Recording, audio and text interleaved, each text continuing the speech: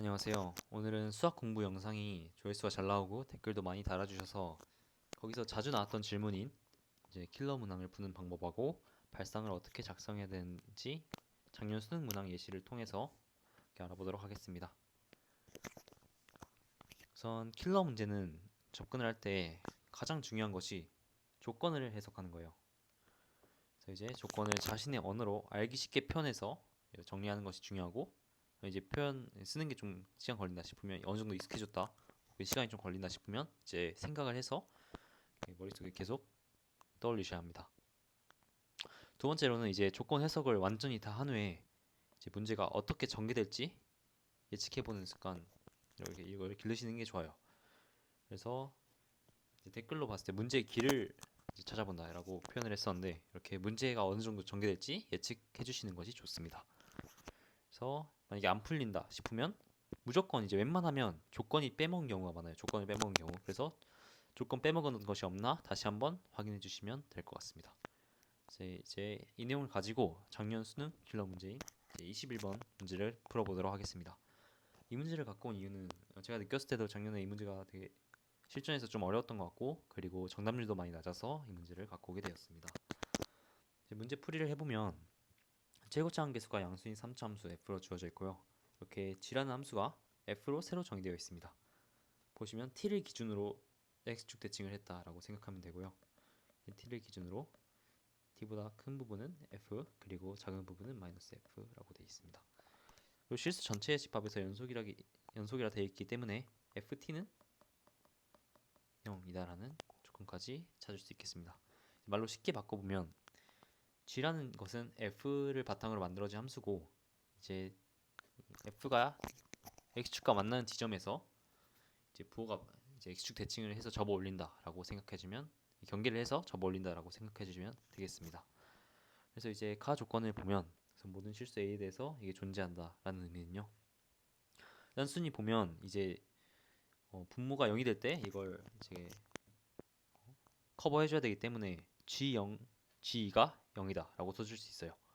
근데 여기서 나온 함수들은 모두 지금 g도 f로 정의되어 있기 때문에 좀 더 간편하게 f0은 f2는 0이다 라고 써줄 수 있겠죠. 가조건을 정리하면. 그리고 나 조건을 보면 이게 이제 g에 대한 조건이 주어지는데, 값이 음수가 되도록 하는 자연수 m의 집합이, 이 극한식 음수가 되도록 하는 자연수 m의 집합이 자연수가 두 개가 나온다라는 의미예요. 이렇게 보시면 이 x의 범위에 따라 이제 g의 범위도 달라지겠다라고 생각하시면 되고, 우선 x가 1일 때, 그리고 x가 3 이상일 때 이렇게 나오겠죠. 또 x가 2일 때는 분모가 2가 되는데, 아까 위의 식에서 g2가 0이기 때문에 이제 이 식은 x분의 1 곱하기 x-2의 gx로 보시면 g의 2의 우미분계수를, 2에서의 우미분계수를 물어보는 것으로 알 수 있습니다. 따라서 이거 조건을 정리해주면 x는 1일 때는 g1이 양수가 되어야지 1이 m에 포함이 되고요. 그리고 g의 2에서는 2의 우미분계수가 음수가 되어야지 이제 2가 포함이 되고요. 또 3 이상일 때는 분모가 양수이기 때문에 gx가 음수여야지 조건을 만족시킨다고 볼 수 있습니다. 그래서 구하는 것이 g-5다라는 것을 알 수 있고요. 이제 문제를 대략적으로 어떻게 풀어야 될지 생각을 해보면, 우선 g-를 구하는 것이기 때문에 g를 구해야 되고, g를 구하기 위해서는 f를 먼저 구해야 된다는 것을 알 수 있습니다. 그래서 이 주어진 조건으로 f를 구해서 g를 추론하고 g의 값을 구하면 되겠다라고, 이렇게 어느 정도 문제 풀이의 길을 생각하면 되고요. 본격적으로 문제를 풀어보면 우선 f는 이제 0과 1을 지난 0과 1을 x절편으로 간다는 것을 알 수 있습니다. 그리고 이제 g가 추가로 빼먹을 수 있는 조건이 있는데, 여기서 자연수 m의 집합이기 때문에 g-1은 0보다 크고 g1은 음수이다. 이 조건까지 같이 써주셔야 돼요. 이렇게 되면 g1이 음수이기 때문에 x는 1에서 절대 m에 포함될 수가 없다라는 것을 알 수 있고요. 이것까지 모두 구해주셔야지 조건을 완전하게 해석하게 됩니다. 그래서 조건을 빼먹게 되면 이렇게 0,0과 2,0을 지난다 해서 멈추게 돼서 문제를 풀 수 없게 되기 때문에 이런 식으로 조건을 모두 구해주셔야 합니다. 따라서 마이너스 1일 때는 g-1은 이제 이렇게 양수의 값을 갖게 되고 g1에서는 음수의 값을 갖게 된다라는 것을 알 수 있고요. 이제 여기까지가 구한 조건을 모두 해석한 거고 이제 f의 개형을 추론해 줘야겠다라는 생각을 해줘야 됩니다. 이제 f는 양수인 3차 함수이기 때문에 모양이 대략 이렇게 된 모양일 거고 따라서 이제 그래프를 어떤 그래프가 이 조건을 만족시킬까라고 생각을 해주셔야 됩니다. 그래서 이제 그래프를 추론을 할 때 그냥 막 머릿속으로만 조건을 막 떠올리고 그냥 이거겠다 해서 이렇게 막 찍게 되면 이제 풀릴 수도 있겠지만 조건에 만족시키지 못하는 경우가 있거든요. 그렇기 때문에 이렇게 머릿속으로 한 번에 구한다기보다는 이렇게 그래프 개형 추론하는 문제는 개형을 일단 가능해 보이는 것들을 그냥 빠르게 그려서 그래프에 대한 이해도를 높이는 게 우선 중요합니다.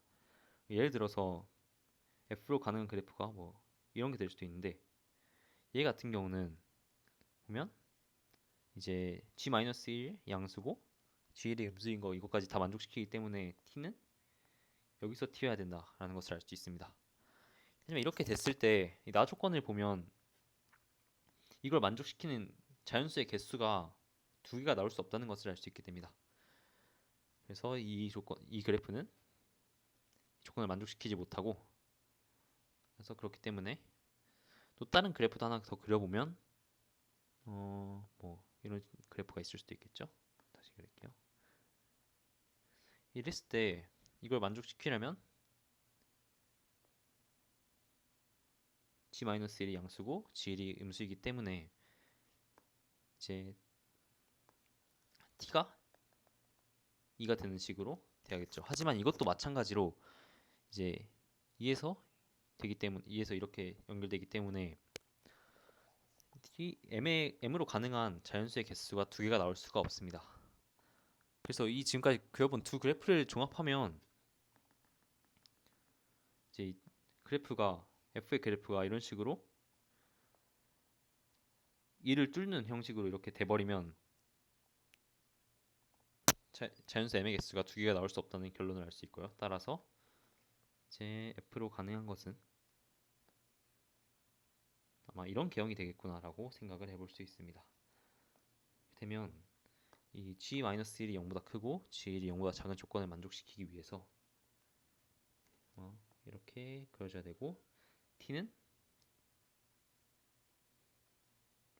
이렇게 되거나 t는 2거나 이렇게 두 개 나올 수 있는데 이 t가 2보다 큰 경우에 여기가 t가 돼버리면 마찬가지로 해도 아까 말했듯이 이제 m이 두 개가 될 수 없기 때문에 t는 2일 것이다 라고 알 수 있습니다. 그래서 이러면 g의 그래프가 이렇게 빨간색으로 최종적으로 결론이 나게 되고 여기 보면 g의 2에서의 음위분계수가 지금 음수가 되잖아요. 그렇기 때문에 m으로 가능한 것은 2가 우선 가능하고 그리고 또 3 이상일 경우에는 g의 함수값이 음수해야 되기 때문에 3까지 가능하겠구나 라는 것을 알 수 있습니다. 하지만 4부터는 0이 되거나 0보다 커야 되겠죠. 그렇기 때문에 m은 2, 3으로 결론이 나고 제가 현장에서는 이렇게 m이 2, 3으로 결론이 나기 때문에 g-1이 2가 되거나 혹은 3이 되거나 이렇게 두 가지 경우를 둘 다 계산해서 이제 f의 그래프는 식을 써주면 x, x-2 x, k는 이제 이 근이라고 해줄게요. 이렇게 정해지기 때문에 지금 식 두 개, 미지수 두 개 이렇게 나오니까 바로 풀리겠구나 라고 생각해서 이렇게 두 경우를 계산해서 모순이 생기는 경우를 제외해줬던 기억이 있습니다. 왜냐하면 제가 2, 4학년도 수능 22번에서도 이렇게 케이스가 두 개가 둘 다 가능한 것처럼 보이는데 이렇게 계산으로 모순이 생기는 경우를 찾아서 제외시켜주는 풀이가 있었거든요. 그래서 그 과정을 이제 생각하고 이 둘 중에 하나 계산해서 모순 생기는 건 답이 아니겠구나 라고 생각해서 문제를 풀어줬습니다. 그리고 또 추가적으로 여기서 이제 사후적인 얘기를 좀 하자면 다시 풀었을 때 보니까 이 두 개를 대소 비교를 할 수 있을 것 같더라고요. 그래서 g-1을 구하면 이 마이너스 f-1이니까 하면 따라서 이제 3a k 플러스 1 이렇게 정리가 될 거고요. 그리고 마이너스 2분의 7 g1은 이게 2분의 7 f1이라고 볼 수 있죠. 2분의 7 f1이니까 이제 7a k-1 이렇게 된다는 것을 알 수 있습니다. 하지만 k의 지금 범위가 3보다 크고 4 이하이기 때문에 이거 이용해서 보면 g-1은 최소 12a 초과라는 것을 알 수 있고요. 그리고 g1은 k가 4일 때가 이제 최대니까 2분의 21a 이하라는 것을 알 수 있습니다.